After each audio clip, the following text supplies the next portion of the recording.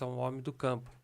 O homem do campo, por exemplo, a gente já teve alguns casos aqui na região, se não me engano, qual cidade que foi, houve uma incidência de raios muito forte e houve a morte de pessoas.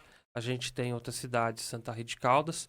Todos esses dados estatísticos a gente consegue pela internet saber as informações. Ah, caiu raio, tem alguma pessoa que morreu por questões de raio. Ficar debaixo de uma árvore, eu tenho um tio que eu não conheço, mas eu sei que ele ficou debaixo de um galho de pinheiro, caiu um raio e ele acabou sofrendo a consequência e a morte. Então, o que acontece?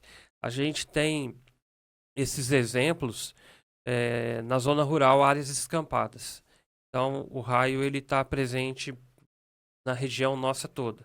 Região de Pouso Alegre até Congonhal, ela tem uma característica de quantidade de trovoadas. A partir da região de Senador José Bento em relação a Poços de Caldas, eu já tenho uma incidência de raios maiores do que a nossa região.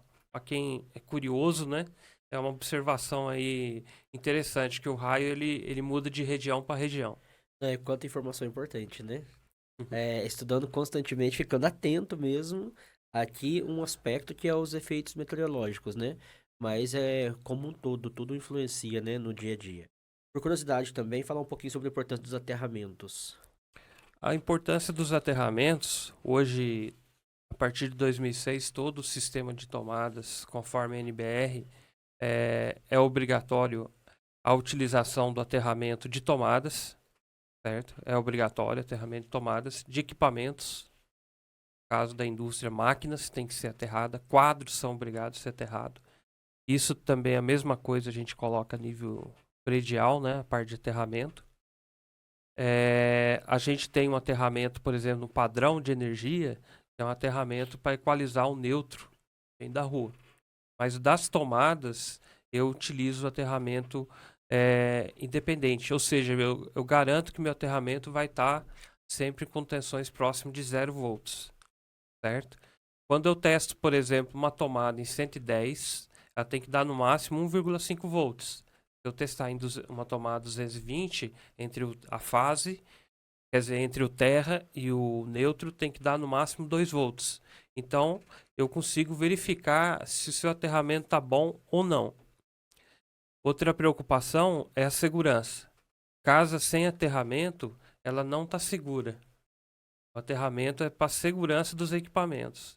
Imagine que uma oscilação de tensão, um determinado problema, uma corrente de fuga, um raio, e, e de repente caia na sua casa. Ele precisa de um caminho.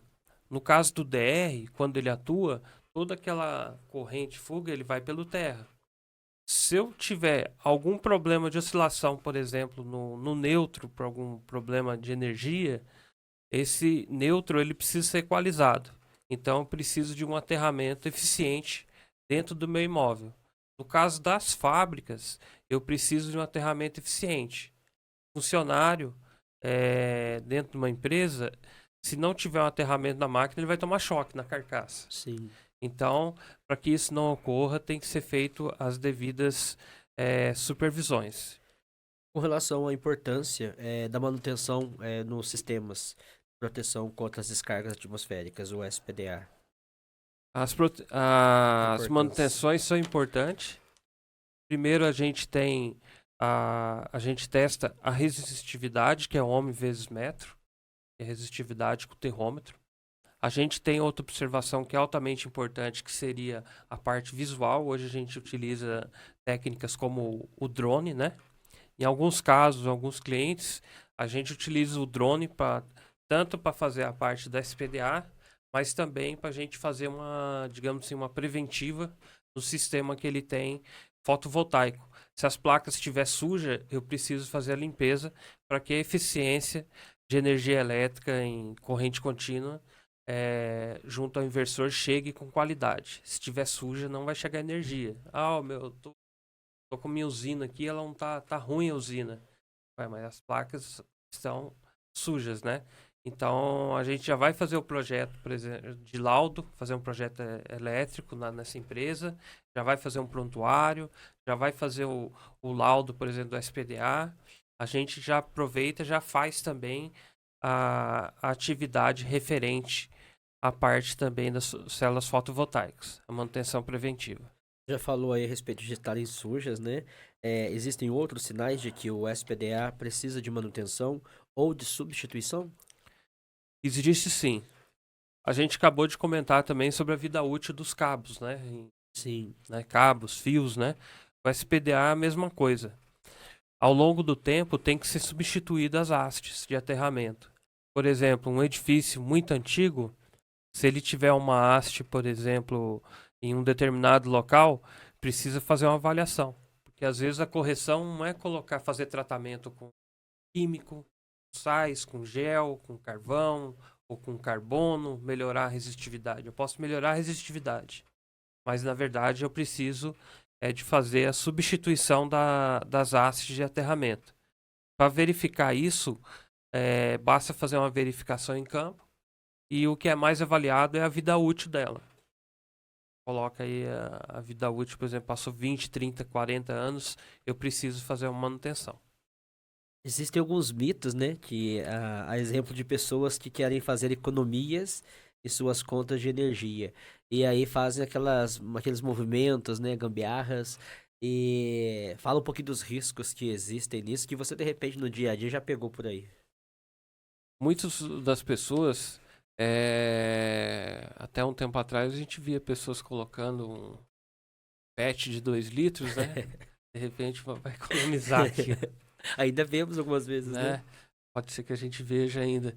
Então, o que acontece? Na verdade, a economia de energia, ela está se baseada na eficiência energética, que a gente acabou. Iluminações adequadas, fiação adequada. Eu tô com um chuveiro, comprei um chuveiro, o eletricista instalou, o fio é 4 milímetros, meu chuveiro tá falando que tem que usar 6. Então, na verdade, você está jogando energia no ralo. Você está gastando energia por efeito Joule. Joule por segundo nada mais é que watts.